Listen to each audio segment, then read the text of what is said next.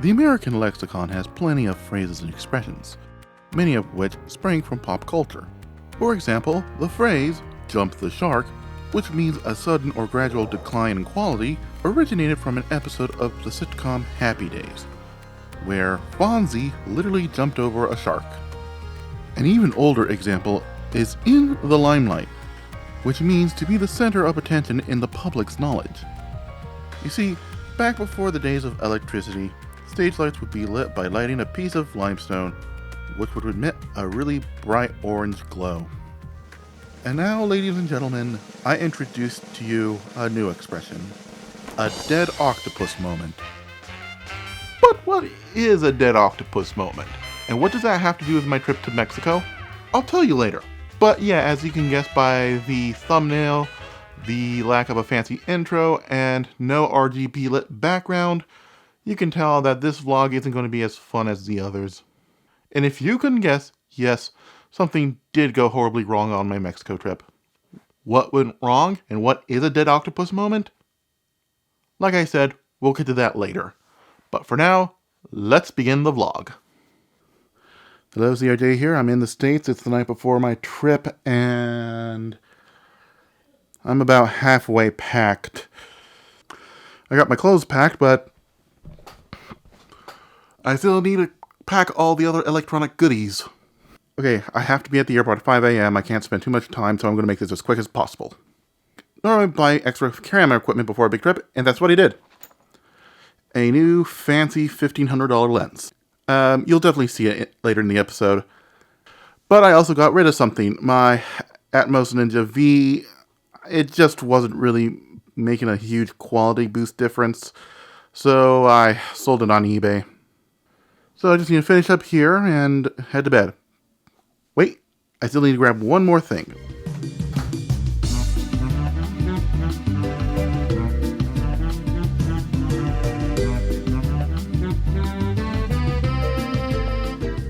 Anti-diarrhea medication. Never travel south of the border without it.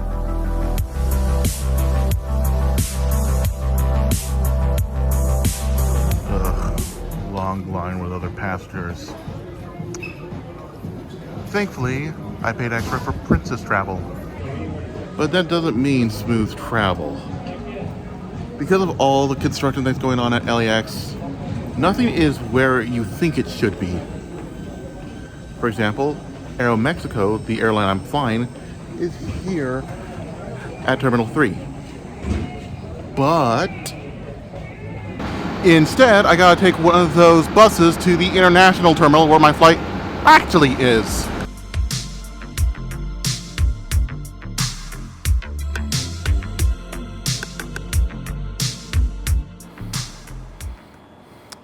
Alright, and one bus trip later, I'm here at my gate, and it's not open yet. In fact, no one's here. So yeah, I'm in a liminal space. Attention passengers, Flight 666, non-stop service to the back rooms, is boarding.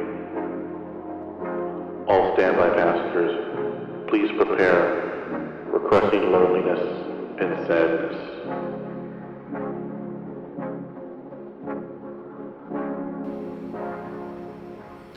Enough dooming and glooming. Let's get breakfast. Not a whole lot seems to be open, except this place, and the political commentary writes itself. So after a bit of light breakfast, I then made my way back to the gate, which finally saw some form of life. Soon afterwards, I then boarded my plane, and I made my way to my super comfy, super fancy, and super tall friendly first class seat. Yeah, it turns out flights, including first class seats, are surprisingly affordable to Mexico City. The key is to book months in advance. And unlike the previous time I flew first class where I just happened to inherit a lot of money at the right time, I earned it through good old hard work.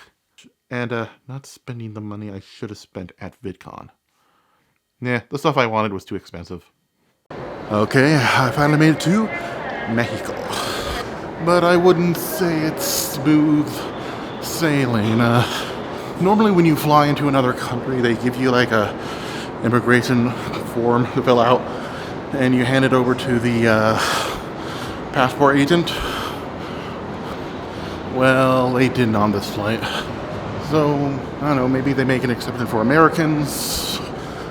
But having to do paperwork is not really the fun way to start off my Mexican trip. Necessary evil. One thing I hate about international travel, having to walk this long hallway to the immigration desk. Actually, no, I take that back. This is the worst part of international travel. Having to wait in a long-ass line at customs. Can you at least turn on the AC in here, por favor? The worst is behind me.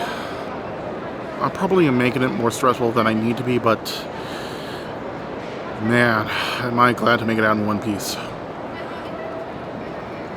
So after an awkward interaction with the passport agent, I went out to pick up my luggage, and my luggage seemed to have raised an eyebrow with the Mexican authorities, because I had to open it up and show it to the customs agent.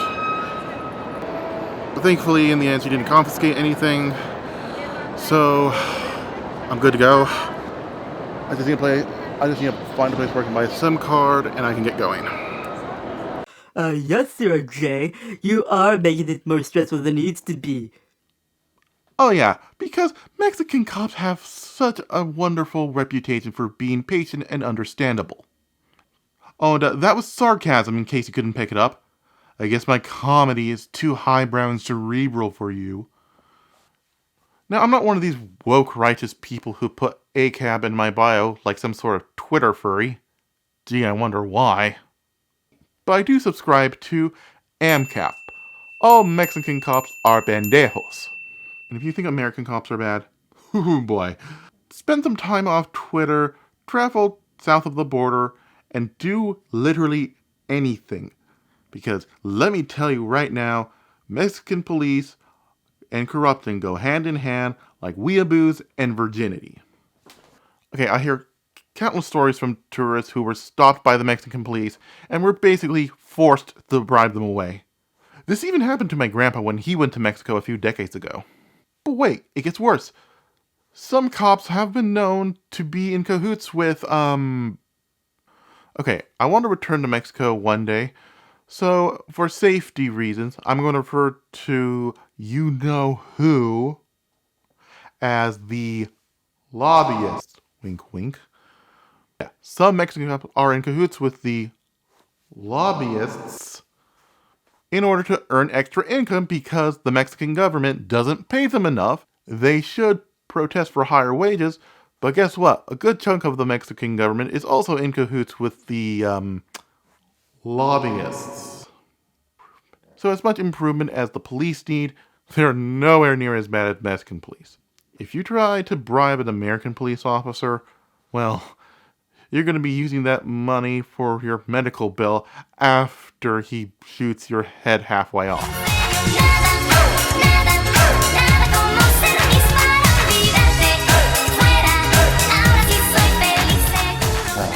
My first full day here in Mexico City, and I'm here to check out my very first tourist spot.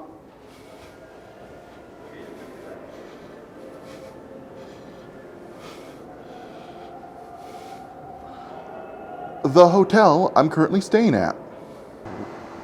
So yeah, as I checked in, one of the hotel staffers told me that this place was built in 1896 and used to be a department store up until 1968 when it was converted into a hotel. Not bad, huh? No. So, for the second time in a row, I'm staying in a hotel that used to be something else. And once I'm done showing you that, I'm off to my next stop, which is right across the street. Zocalo. A couple interesting things about Zocalo. This is supposedly where Mexico City started, and it's the third largest public square in the world, just behind Tiananmen in China and what's the place called in Iran? But wait, there's more history. the ancient Mayan ruins of Telputapec.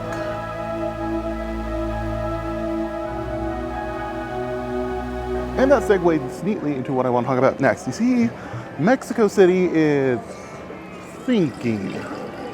Why is Mexico City sinking? One word, racism.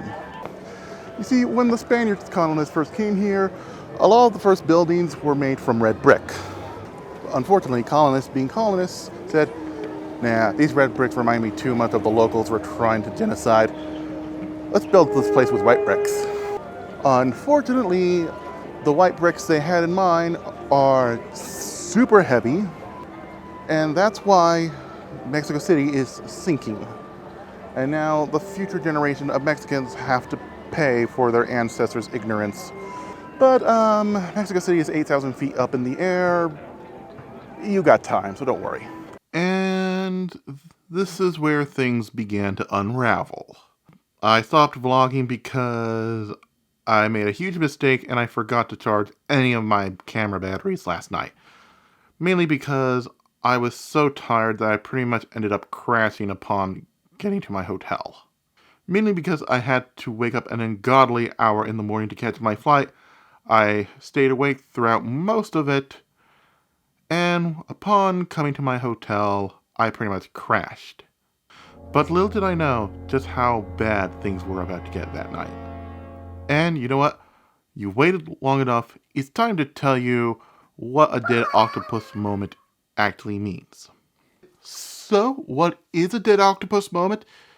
It is an unexpected moment that occurs during a vacation or similar event where the occurrence or occurrences are so catastrophic and traumatizing it depletes any, if not all, feeling of enjoyability or amusement for its participants. Cool, but how did I come up with this expression? Well, I remember watching an episode of Anthony Bourdain, Parts Unknown, where he goes to Sicily. Specifically, there's a scene where he gets into a boat to catch wild octopus. Or so he thinks. Instead, he comes across dead octopus being tossed from a nearby boat into the water, slowly sinking to the floor. This moment was so devastating to Bourdain because he thought he was going to hunt and catch actual real octopus, not pre-killed octopuses, and pretend to catch them.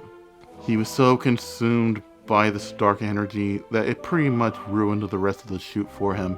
In a minute, that dead octopus started hitting the water around me. I'm not going to say I had a mental or nervous breakdown, but I came close. I wanted to murder everybody involved, and then hang myself in the shower. It was a dark place, very dark, low moment. And that is what a dead octopus moment is. It's a moment so traumatic and soul-destroying, it pretty much ruins the rest of the event. But what was my dead octopus moment? Well, I didn't have the cameras on, so I had to bust out my credit card, pay for After Effects, in order to tell it properly. That night, I was ready to head out to a restaurant that was quite a drive away.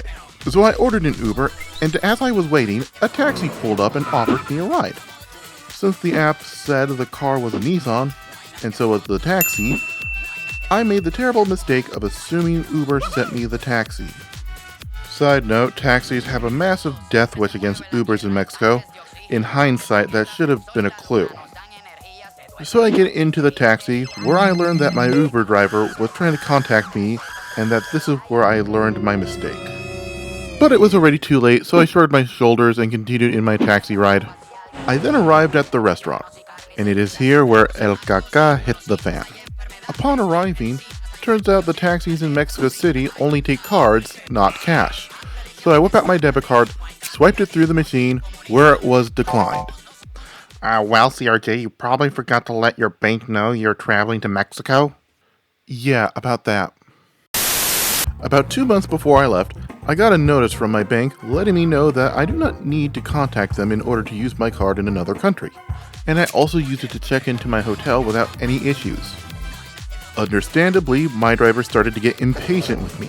And after arguing with each other in both Spanish and English, I threw in the towel and said, "Take me back to the hotel." Sadly, I wasn't out of the woods yet. My driver was still charging me for the ride. So as we were returning, I phoned up my bank twice because my call got dropped the first time to get the problem fixed. After 15 minutes, which felt like 15 hours, I finally got my bank to process the transaction. I should point out during this time that beneath my calm demeanor, I was crying and flailing around like a melodramatic widow. We finally arrived back at my hotel. Before leaving, my driver asked for 1,400 pesos in cash in order to make up the difference. So I paid him, got out, and when he drove off, I had one last mental breakdown. And from that moment on, my Mexico trip just stopped being fun. Okay, this mistake cost me $300 US. So yes, while you're in Mexico, please use Uber for the love of God. But it was more than just that. I was legit scared for my life. And if you think I'm over-exaggerating, I should point out that Mexico is not kind to underprepared tourists. Had I not called my bank and fixed the problem, I'd definitely be up shit creek. I mean, he probably would have taken me to the police, and I probably don't need to go on another rant to tell you how evil they are. Remember the lobbyists? Well, some of them run taxi rings where they try to extort tourists out of money. I don't think that's what I got into, but if I found out later, it wouldn't surprise me. It's a new day here in Mexico City, and I'm going to be completely honest with you guys. I feel like I am way out of my element here.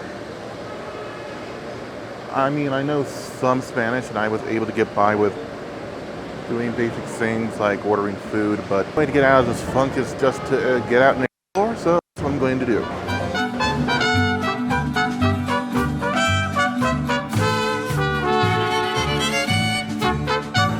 So here's something I learned too late.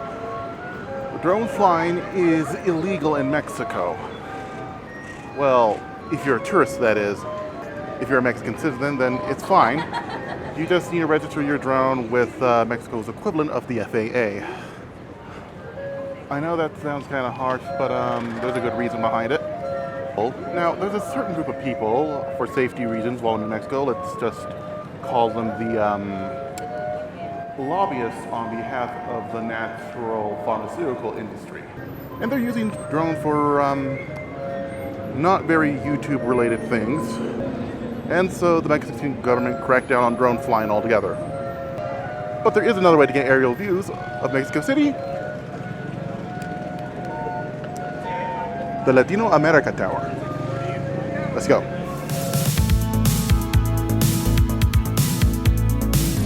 Okay, hit a bit of a snag. Apparently photography of any kind is not allowed on the observation deck. Since I can't survive the pokey, let alone a Mexican one, I decided to put my camera away.